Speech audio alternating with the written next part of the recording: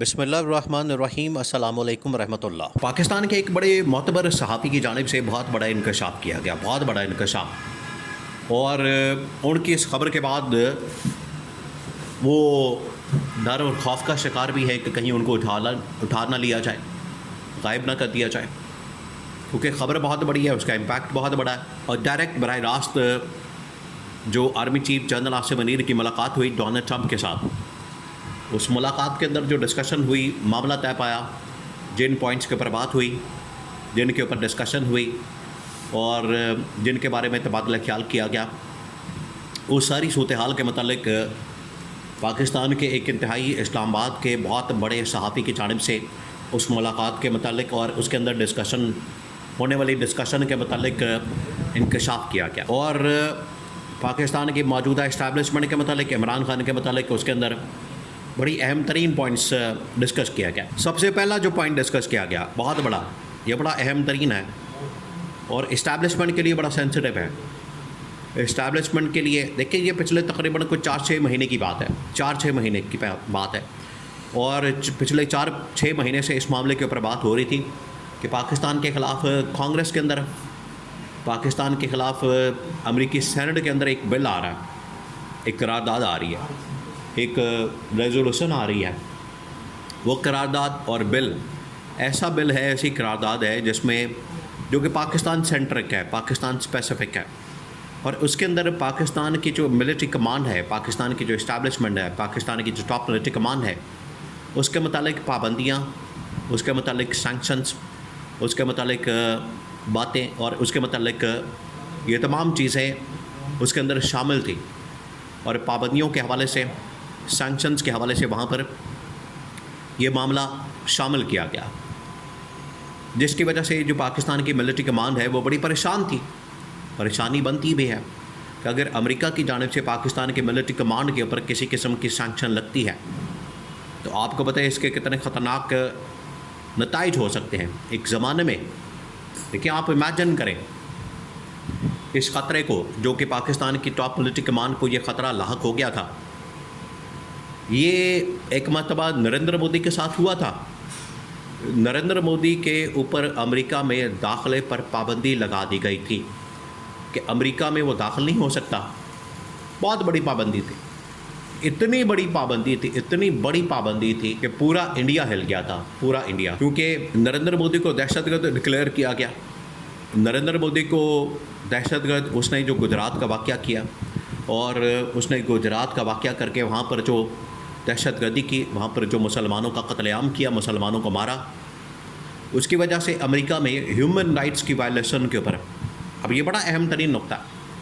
Human rights کی violation کے اوپر ان پر پابندی لگا دی گئی۔ یہی مسئلہ ہونے جا رہا تھا پاکستان کے ساتھ کہ ہیومن رائٹس کی وائلیشن، اور اس کے اوپر جو بیانیہ بنایا، اس کے اوپر جو انہوں نے ایک پورا نیریٹو بنایا،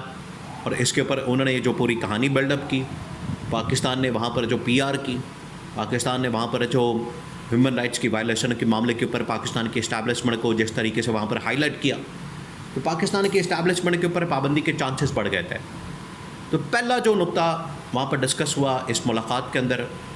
جنرل آصف نے کہا کہ یہ جو قرارداد بل اور وہاں پر ایک قانون بننے جا رہا ہے امریکی کانگریس اور سینٹ کے اندر، اس کو روکا جائے، ورنہ یہ ہمارے لیے خطرے کا باعث بن سکتا ہے۔ یہ باقاعدہ اس ملاقات کے اندر ڈسکشن کی گئی، باقاعدہ اس ملاقات کے اندر بات کی گئی، یہ بڑا اہم ترین معاملہ تھا۔ اب صحافی نے کہا ہے کہ اس کے اوپر جنرل آصف نے سب سے پہلے بات کر کے تو اس معاملے کو کلیئر کیا۔ سیکنڈ جو اس کے اوپر بات ہوئی، انہوں نے کہا کہ ہیومن رائٹس کی وائلیشن کے بعد اب اس معاملے کو ہمیں عمران خان کی طرف لے کے جانا چاہیے، کیونکہ عمران خان کے ساتھ پاکستان میں جو یہ یہاں پر سلوک کیا جاتا ہے، جس طریقے سے اس کو انتقامی کارروائی کا نشانہ بنایا جاتا ہے، جس طریقے سے اس کی پارٹی کو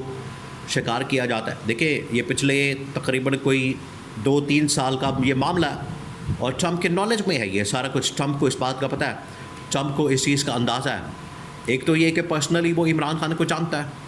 دوسرا یہ کہ ٹرمپ کو پتہ ہے کہ بائیڈن نے اپنے دور میں،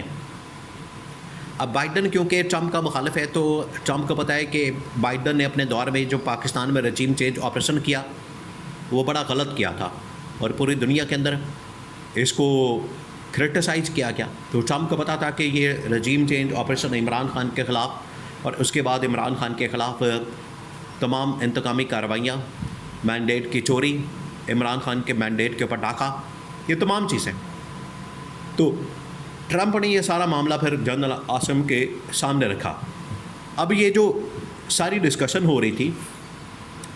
ساری جو اس معاملے کے اوپر بات ہو رہی تھی، یہ ہو رہی تھی پاکستان کے انٹرنل کانٹیکسٹ کے اندر، اندرونی معاملے کے اندر، کہ اندرونی طور پر انٹرنلی پاکستان جس کرائسس کا، بحران کا،